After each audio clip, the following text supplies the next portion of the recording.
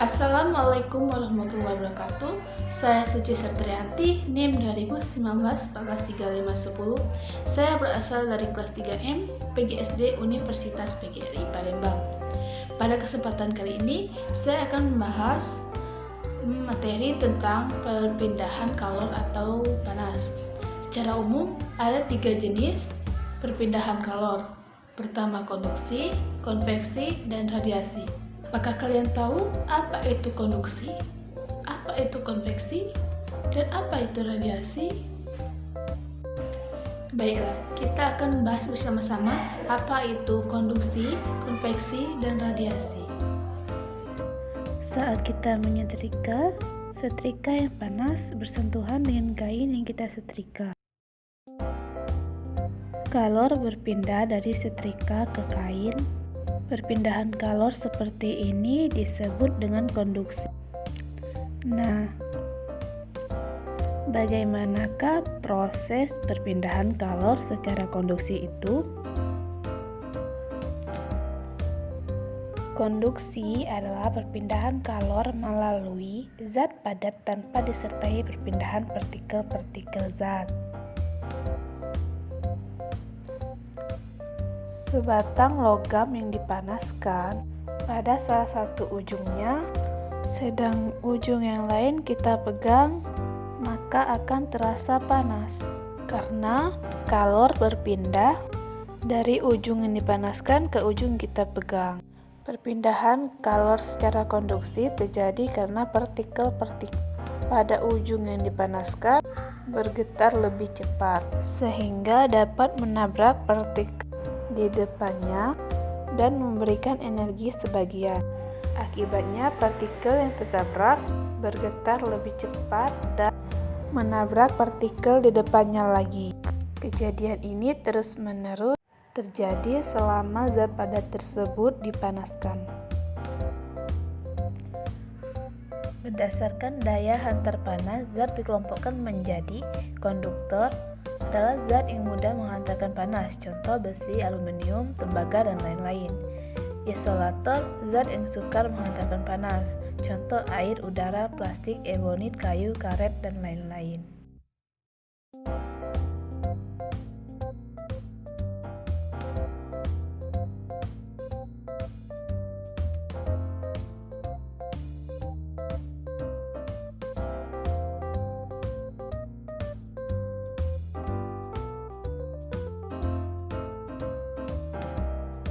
Saat air bagian bawah mendapatkan kalor dari api, partikel air memuai sehingga menjadi lebih ringan dan bergerak naik dan digantikan dengan partikel air yang dingin dari bagian atas. Dengan cara ini, panas air bagian bawah berpindah bersama aliran air menuju bagian atas. Proses ini disebut juga dengan konveksi. Pola aliran air membentuk arus konveksi. Konveksi atau aliran adalah perpindahan kalor yang disertai perpindahan partikel-partikel zat. Konveksi dapat terjadi pada zat cair dan gas. Perpindahan kalor yang diikuti oleh perpindahan partikel-partikel zat disebut juga dengan konveksi atau aliran. Selain perpindahan kalor secara konveksi terjadi pada zat cair, ternyata konveksi juga terjadi pada gas atau udara. Peristiwa konveksi kalor melalui penghantar gas sama dengan konveksi kalor penghantar air. Kegiatan tersebut juga dapat digunakan untuk menjelaskan prinsip terjadinya angin darat dan juga angin laut.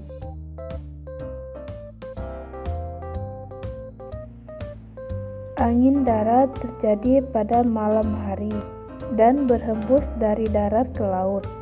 Hal ini terjadi karena pada malam hari udara di atas laut lebih panas daripada udara di atas darat, sehingga udara di atas laut naik diganti dengan udara di atas darat.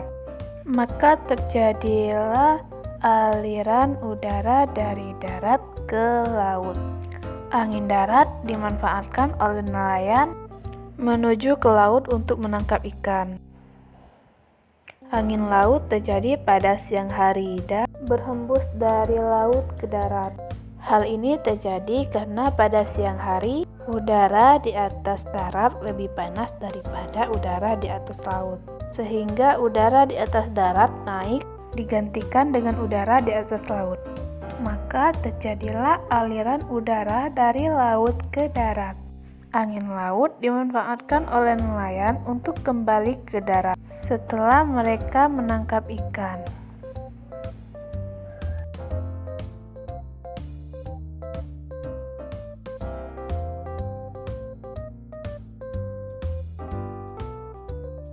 Pemanfaatan konveksi dalam kehidupan sehari-hari antara lain 1. Sistem pendinginan mobil, pembuatan cerobong asap, serta lemari es.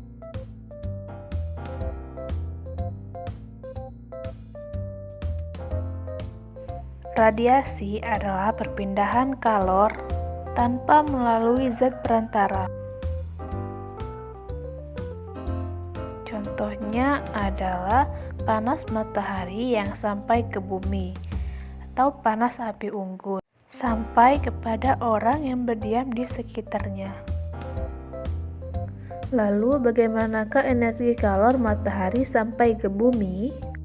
Telah kita ketahui bahwa antara matahari dan bumi berupa ruang hampa udara, sehingga kalor dari matahari sampai ke bumi tanpa melalui zat perantara. Perpindahan kalor tanpa melalui zat perantara atau medium disebut juga radiasi atau hantaran.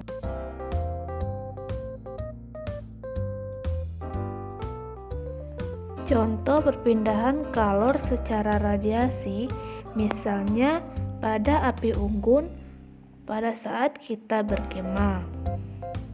Pada saat kita berkemah, kita pasti menyalakan api unggun. Pada saat itu, kita akan merasakan hangat karena ada perpindahan kalor dari api unggun ke tubuh kita secara radiasi.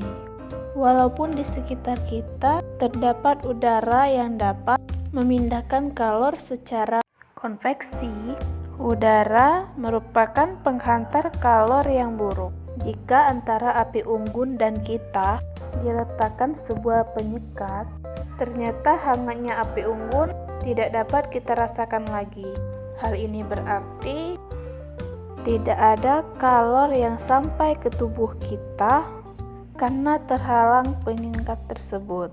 Dari peristiwa api unggun dapat disimpulkan bahwa dalam peristiwa radiasi, kalor berpindah dalam bentuk cahaya. Karena cahaya dapat merambat dalam ruang hampa, maka kalor pun dapat merambat dalam ruang hampa.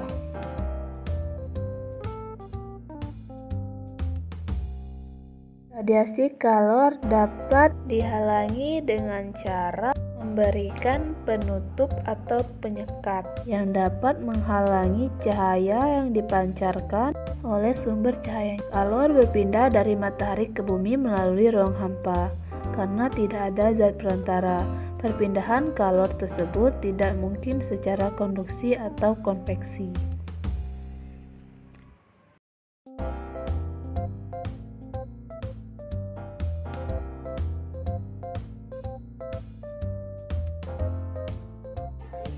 Baiklah, sekian materi yang dapat saya sampaikan.